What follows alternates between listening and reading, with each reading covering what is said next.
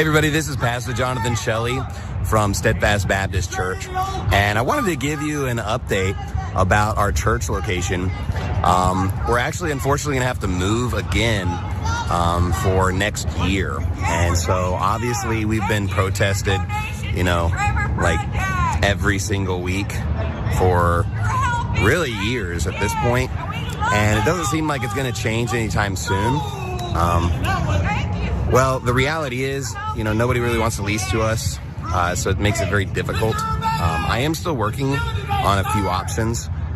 We've been hit with a lot of legal fees and all kinds of different issues. If you really want to be a part of our church, it's never been a better time. Our church is growing. We have a lot of people that love the Lord, and everything's looking really up. Everything's looking up, but you can't find anywhere to worship. Those damn libs in the background, they're illustrating this war on Christmas and Christians, yelling over this guy, this good Christian pastor that's just trying to spread the good word. It's disgusting. As a matter of fact, this whole thing started in February when he was kicked out of a different location. Then he went to this particular location now that he's now been kicked out of again. It keeps happening to him. Let's go to that instance in February. I wanted to update people on our building situation. We received recently an adverse ruling against our church saying that we have violated our lease for what I preached, the sermons that we preached at this church, and that we have to leave our property. In Romans chapter number 1, it makes it very clear that men with men are worthy of death. And so our church has always believed that, it's always preached that, it's always taught that. But apparently that is in complete violation of Texas commercial leases. And this is a really sad day for America. Some people would say, well, you're not being persecuted for preaching the gospel. But yes, I am. But let me make it clear, this litigation against us is very detrimental to not just me, but anybody. Anybody could potentially lose their lease, lose their money, lose their building for just having an unpopular opinion. They say that we're violent. They say that we're advocating violence towards people. I've never advocated violence towards any singular person. Now, of course, some of my sermon preaching taken out of context may sound like that.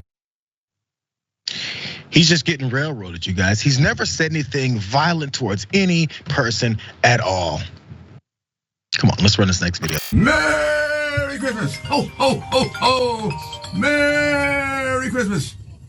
Ho, ho, ho. Oh, I'm tired. Long night.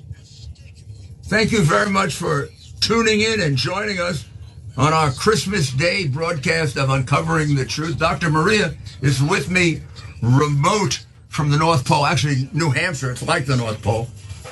And I still am able to think in this. I don't know, but I don't think it's affecting my thinking. Although I'm getting tired. It was all night. It was tough.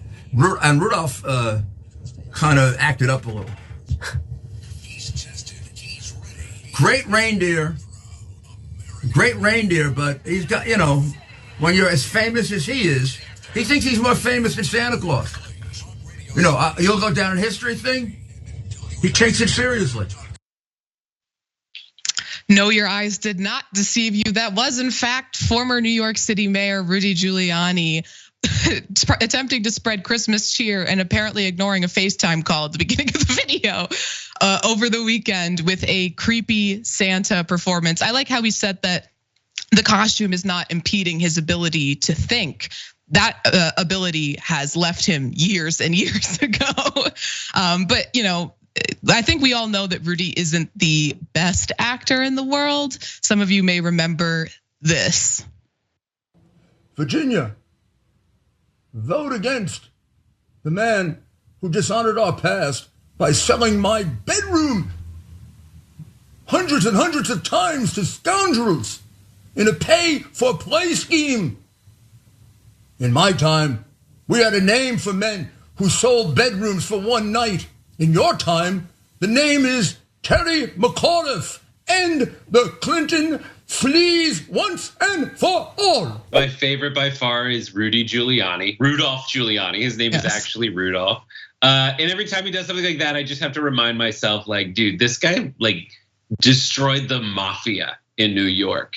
This is the prosecutor responsible for dismantling the crime syndicates that choked New York. And now he's doing this. The other question is like, what country does he think that Abe Lincoln is from? Like, you can do a slow voice, but he's not like Hungarian. Oh, it's me, Rudolph. I only do one voice. It's weird, like vaguely European bar. So stupid.